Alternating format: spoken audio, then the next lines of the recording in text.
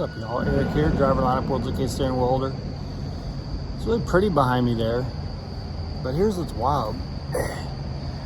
It's actually inside of a cave. What a neat little smoking area, though. Like, that's like something off of a postcard. Weird. Really weird. Oh boy, it's gonna get noisy here. Anyway, I gotta come in here in the caves and get docked here in a minute. So I'll check in with you guys shortly.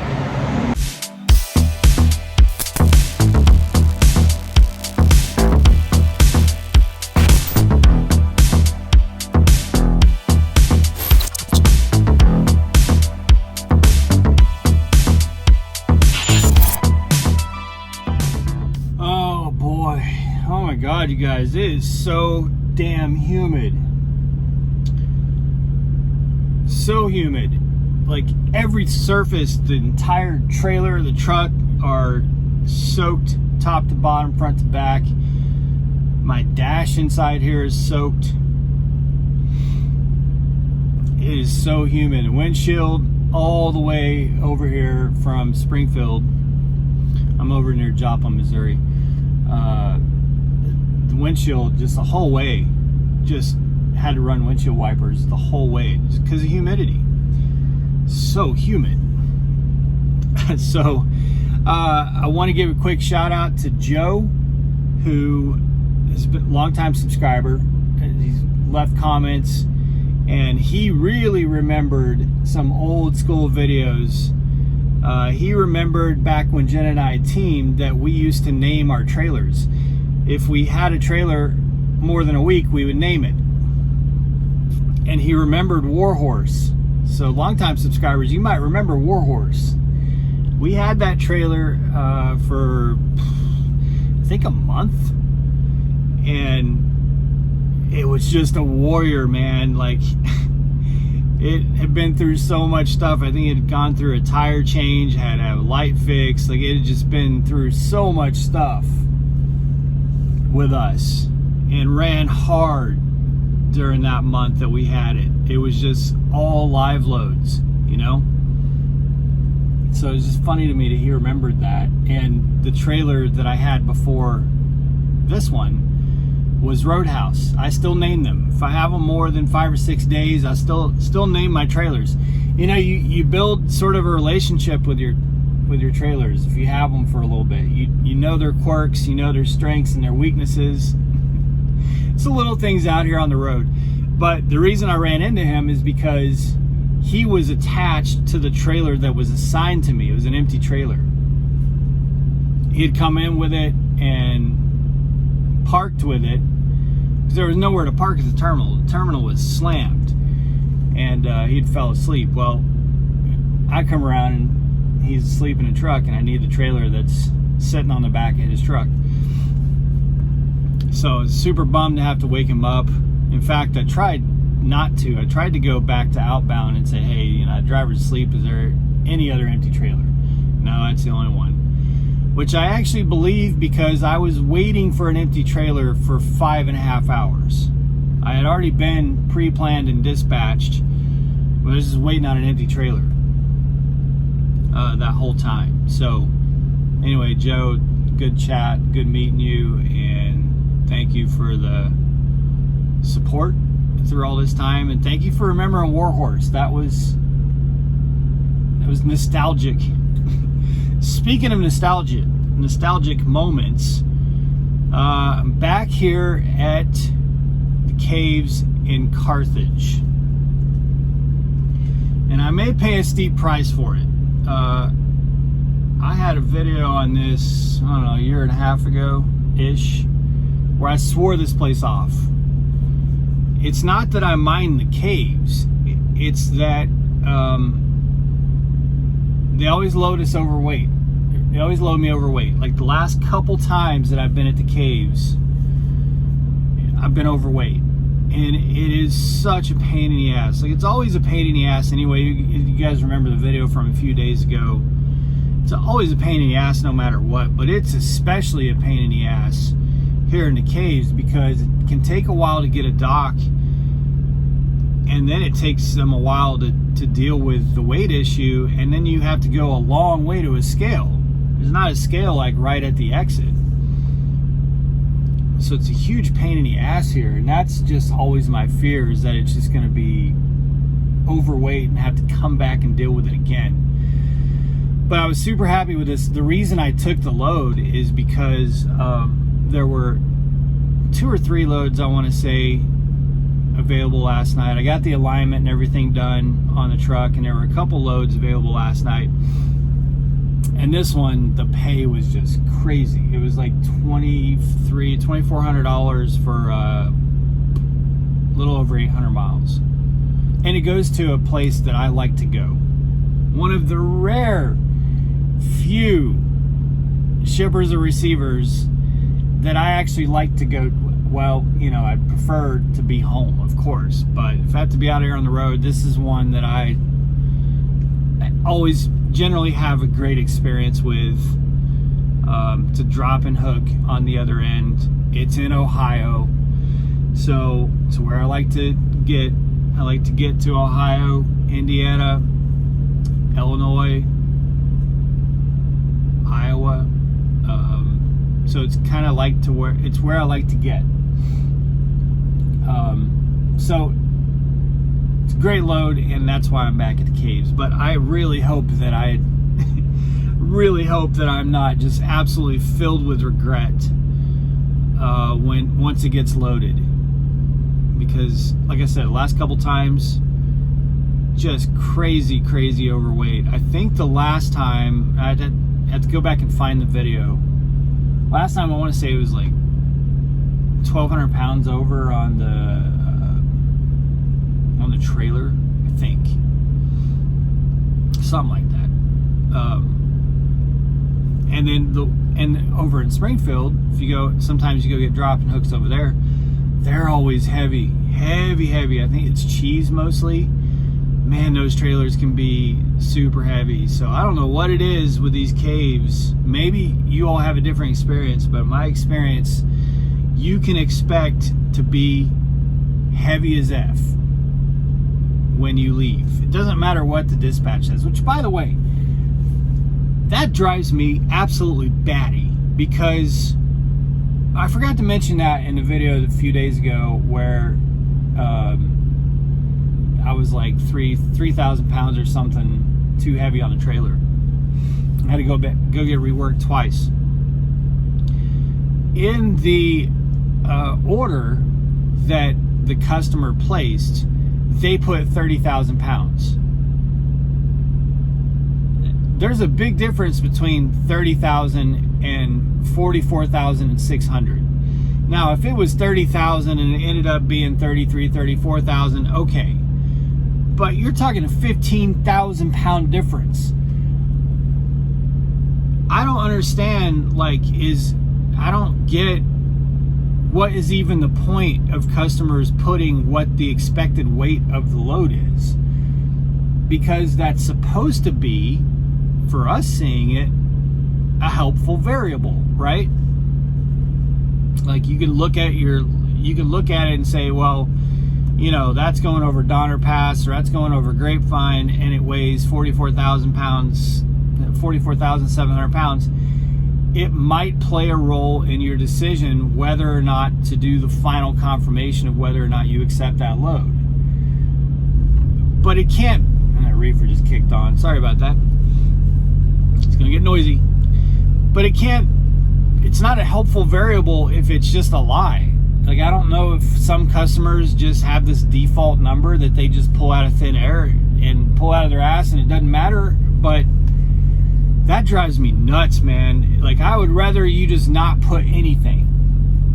I'd rather you just not put anything than to have me go to your facility with an expectation of a ballpark of what the weight should be, and then I'm overweight, spending hours on end there getting reworked and all that shit, and then running a heavy ass load through mountains that I didn't really agree to, right?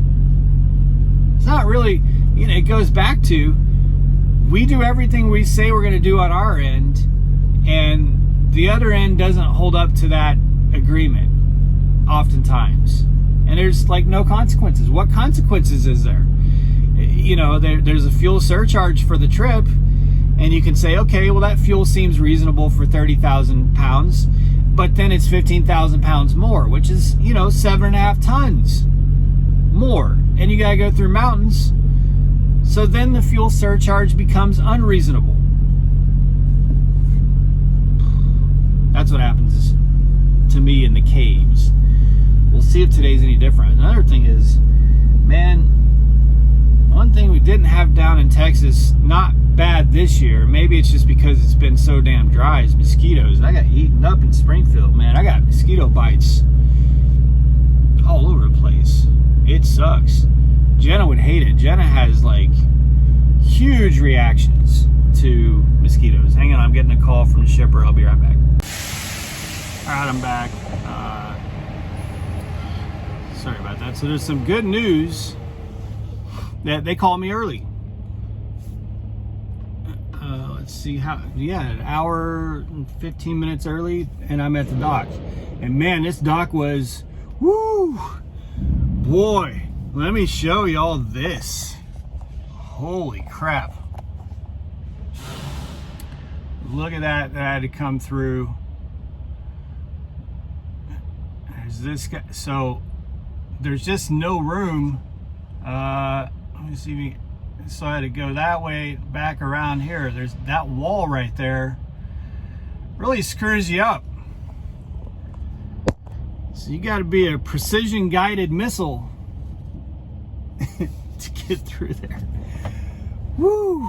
I was a little bit sweaty, I'll be honest with you, but we made it work. So we'll see how it goes, man. We'll see how it goes. It's funny because when I came in here, I was looking at all the docks and I was like, please don't be dock 7. Please don't be dock 7. Because it was definitely the toughest one. She comes out, we're gonna have you go ahead and go to dock 7. I was like, no. Sure enough, dock 7. Horrible. And in fact, last time Jenna and I were in here at this set of docks, there's docks, we've been at docks way in the back too. This is right up towards the front. But last time that we were here, we watched another truck rub his tractor up against one of the columns. So I'm pretty paranoid about it. And it gets to where you can't, the light's so dim in here that, you know, you can't really see where walls and where things are. All you can see is your light, your flashers blinking off the wall. That's the only thing that indicates where the wall is. I did, when I had the truck cranked to the left for the maneuver, I did turn on my utility light on the back of the cab, and that helped a little bit because when the truck was cranked, that light was just shining out the side. So that did help a little bit. But anyway, it's not the kind of dock that I would want to do in my first week of truck driving, for sure. So as long as this ain't super heavy overweight, then I'll be extremely happy. I already got a red light and I'm already being loaded. My appointment is not for another hour. So this is good. This is good news. Great news. I still got, what do I have here? On my 11, I got 9 hours. On my 14, I got 11 hours. So in theory, I'll be able to get to where I want to get to today, and where I want to set up and park and get a 10-hour break in time to get started and drive at night tonight, because I need to get back on my night schedule. I do not like driving in the daytime. Hate it. Hate it, hate it. Way too much traffic. I find I have Tourette syndrome all day long of people cutting me off and people who can't understand that you're supposed to be going at or near highway speeds by the time you are at the end of an on-ramp. And I don't deal with any of that at night. The only complexity I have at night is deer, which I saw quite a few of the other night. And those things Those things freak me out. But outside of that, there's no traffic issues. You just go, set cruise control, drive all night. Stop and do your 30 in a fuel island because there ain't no trucks waiting to get fueled.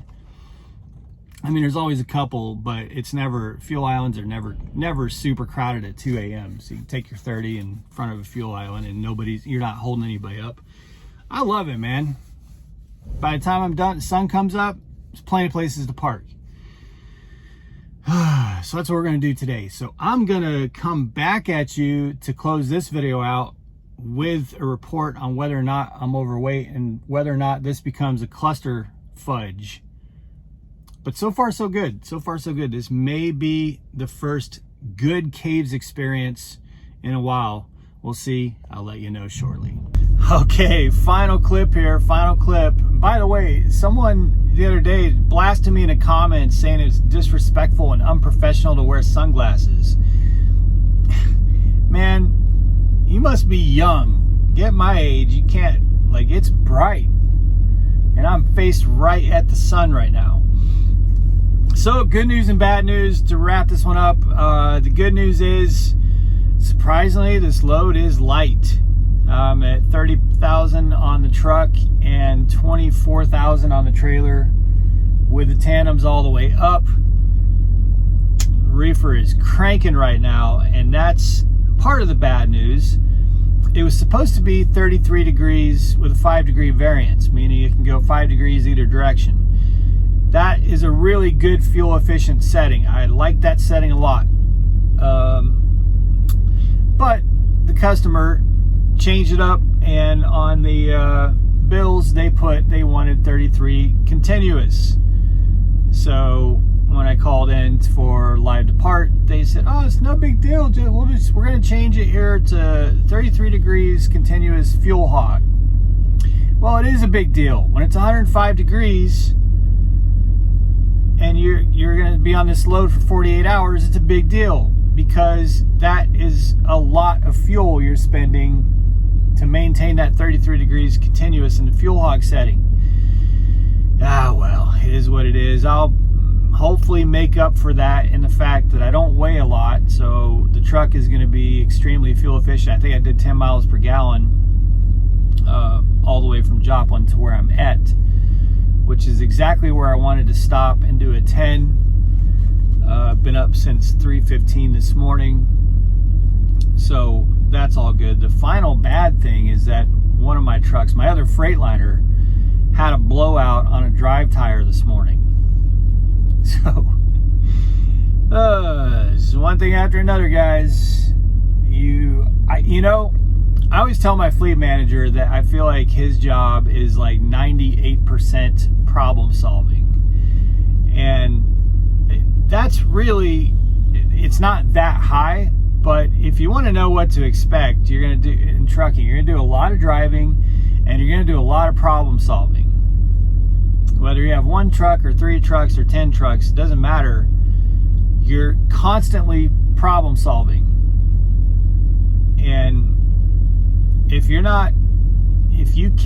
get too stressed out, if you have to constantly be problem solving, this is going to be tough for you because every single day there's something, whether it's traffic or tire blowouts or trailer problems, parking problems, overweight customers, detaining, whatever it is, wrong pickup number, you name it. I could think of 100 other things.